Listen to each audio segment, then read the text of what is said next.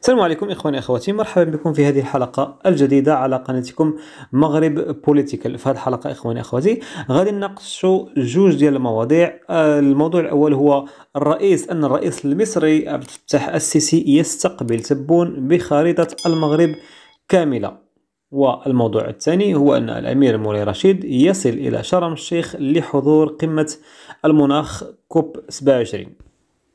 إذا أهلا بكم من جديد. كيف ما قلنا في عنوان هذه الحلقة أن رئاسة مجلس الوزراء المصرية نشرت خارطة الدول العربية، وفي هذه الخارطة الدول العربية تظهر خارطة المغرب أو خارطة المملكة المغربية كاملة مكمولة، ما فيها لا بطر ولا ديك الخط اللي تيقسم المغرب الشمال والمغرب الجنوب.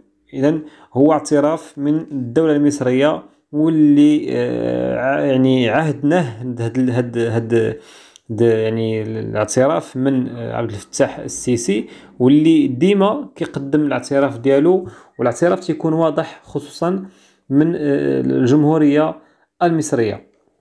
وتشكل هذه الخطوة هي صفعة أخرى للنظام العسكري الجزائري الذي يسخر كل أموال الشعب الجزائري لمحاربة المملكة المغربية، ويدع الشعب الجزائري في الطوابير في مشاكله الاجتماعية وشح في المواد الغذائية اللي كيعرفها المجتمع الجزائري، وكتقوم بتسخير هذه الأموال وكتدعم بها الميليشيات الانفصالية المسلحة للبوليساريو، اللي نهار ما طاب هما يتشكاو للأمم المتحدة والمجلس الأمن بأنهم ما عندهمش الغذاء وما عندهمش كيطلبوا المساعدات من الأمم المتحدة، من المنظمات الحكومية والغير الحكومية.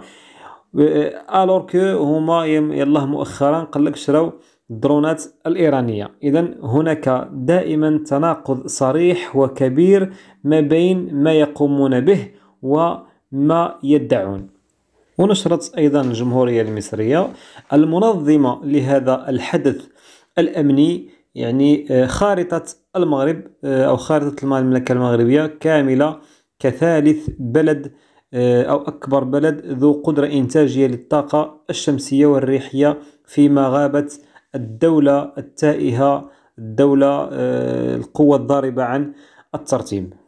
أما في الموضوع الثاني إخواني أخواتي، وهو أو لحظة وصول الأمير مولاي رشيد إلى شرم الشيخ لحضور قمة المناخ كوب 27، حيث وصل صباح هذا اليوم يوم الاثنين 7 نوفمبر 2022 الأمير مولاي رشيد، والذي يمثل وسيمثل جلالة الملك محمد السادس إلى مقر انعقاد مؤتمر المناخ كوب 27 في مدينة شرم الشيخ. وكان في استقباله بيان سور الرئيس عبد الفتاح السيسي والأمين العام للأمم المتحدة أنطونيو غوتيريس، حيث تنطلق اليوم فعاليات القمة العالمية للمناخ كوب 27 بشرم بمدينة شرم الشيخ المصرية، وبمشاركة وحضور 120 من القادة وزعماء العالم ورؤساء الحكومات ولفيف من الشخصيات الدولية والخبراء أيضا.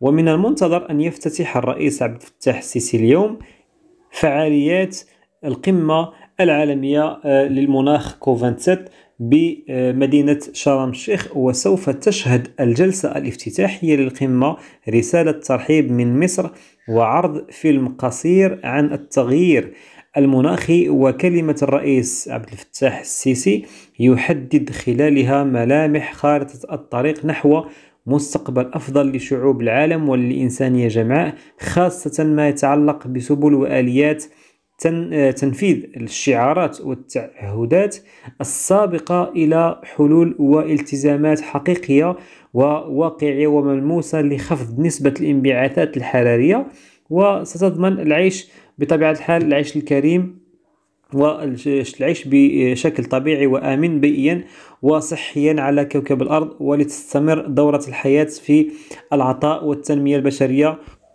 متتبعي الكرام، وصلنا إلى نهاية هذه الحلقة. كانوا معنا زوج ديال المواضيع في غاية الأهمية، والموضوع الأهم هو أن خارطة المغرب دائما وأبدا ستبقى كاملة ومكمولة. إلى هنا أحييكم، والسلام عليكم ورحمة الله.